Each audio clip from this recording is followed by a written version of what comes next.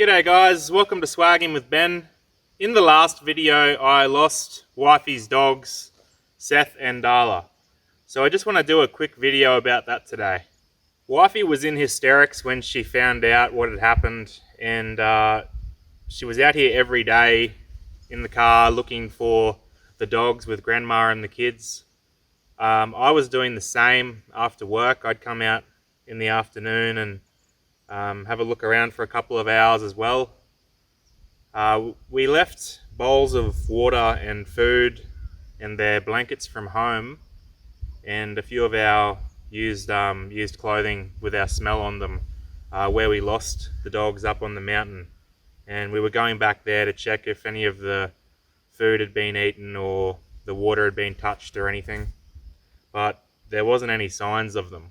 I camped out here solo one weekend, just cooking food and making noise, trying to attract them, but there was still no sign of them, and that's not really surprising because it is the biggest state forest in the southern hemisphere, and there's still rewards for people that go missing out here. So, you know, if police can't find people, I don't know what our odds were of finding two dogs, considering the long grass, and there wasn't really much going in their favour. I mean, paralysis ticks and poisonous toads and snakes and brumbies and the wild pigs and dingoes, and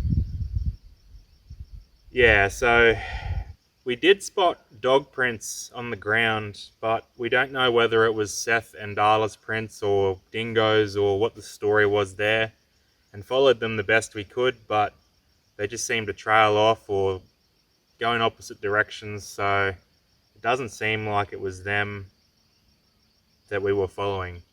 We tried contacting everybody that we could think of. Like, I called the Parks and Wildlife Service, the local council, because they have a pound and whatnot, in case the dogs were found and taken to the pound. But Seth and Darla are both microchipped and registered, so I wouldn't expect them to go to the pound. But I also called all the station owners around the area that I could get contact numbers for. Wifey got on the Facebook community forum for our area and surrounding areas, and was putting a lot of posts up there asking for help and whatnot. And even each day when she'd drive out here with grandma and the kids, she'd flag down cars and ask people that live out this way to keep an eye out for our dogs, Seth and Darla, because a lot of people drive these roads every day. Not that they were lost anywhere near a road. They were, by car, maybe 15, 20 Ks away from the road, like if you follow the tracks. One positive that was in their favour was that there wasn't any poison baits that had been laid for wild dogs around recently, according to the station owners that I did speak with. So they hadn't put baits out in recent times anyway. They were kind of due to put more baits out for the dingoes and whatnot, but actually they were kind enough to say that they were going to hold off for a little while for us, on the off chance that we could find the dogs. After over a week and a combined over 2,000 kilometres between wifey and I driving around, it didn't seem like the odds were very good. You know, we drive out here once or twice a day, you know, at least 100 kilometres or more, and there was just no sign of them at all. But then wifey got a call from an unknown number, and Seth had been found on the 9th day that he'd been missing, and somehow he actually made it back to the main bitumen road that runs through the forest. From my best estimates, as the crow flies, he was about 24 kilometres from where I lost him. So I'm sure that he did many, many more kilometres than that getting to where he was found.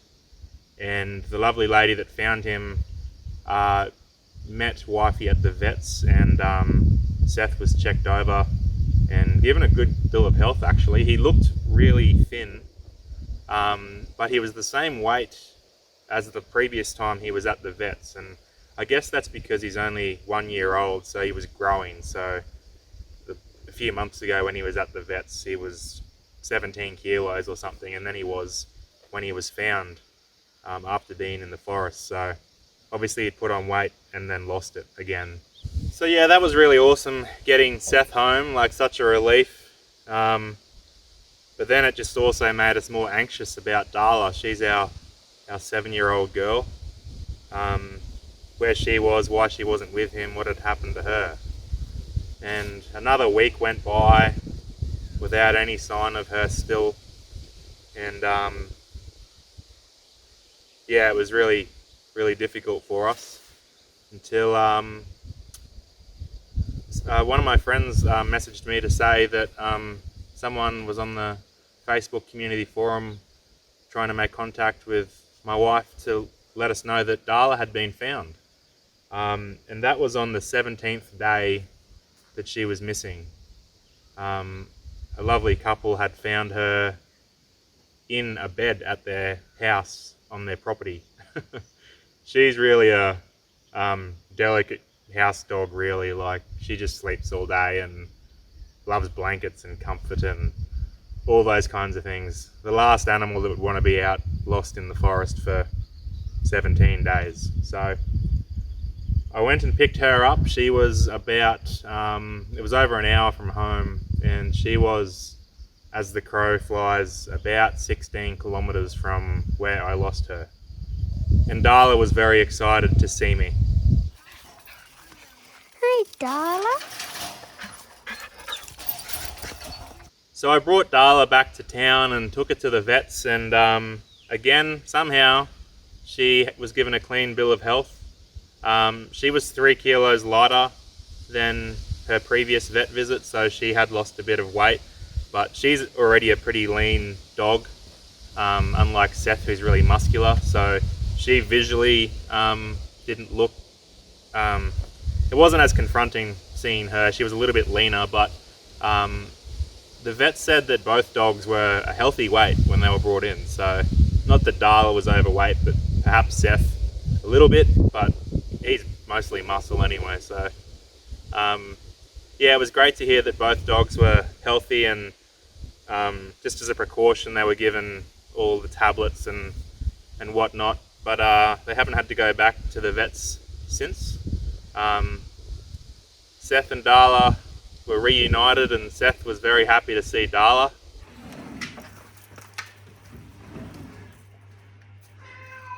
What is that? Hey.